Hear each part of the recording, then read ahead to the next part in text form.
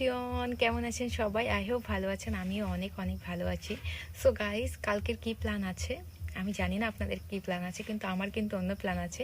আমি যাচ্ছি কাল কৃষ্ণনগর কারবালা মাঠ, কারণ ওখানে হতে চলেছে ভীষণ ভীষণ। তো আপনাদেরকে তো সব কিছুই জানাচ্ছি, সব কিছুই দেখাচ্ছি। তো হঠাৎ করে একটা মানে কিছু বলা হয়নি, সেটা ভাবলাম আপনাদের সঙ্গে শেয়ার করি। অনেক দিন ধরেই তো দেখছেন অনেক কিছু, অনেক বাড়ি নিয়ে ভিডিও করছি। তো কাল কাল ফাইনালি